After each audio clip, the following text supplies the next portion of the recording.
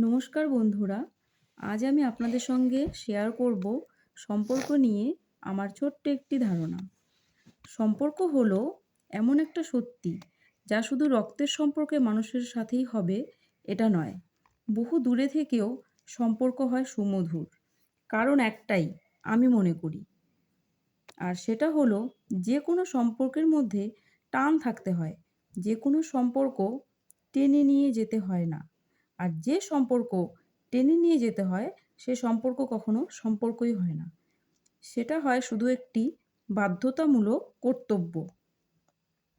একটি সত্যিকারের সম্পর্কের মধ্যে থাকবে একজন আরেকজনের প্রতি টান, ভালোবাসা, দায়িত্ব এবং কর্তব্য।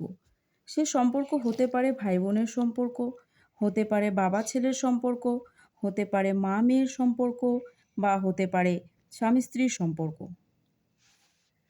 সম্পর্কের মধ্যে আরেকটি গুরুত্বপূর্ণ দিক যেটা না বললেই নয়, সেই দিকটি হলো একজন আরেকজনকে বোঝা এবং একজন আরেকজনকে সম্মান করা।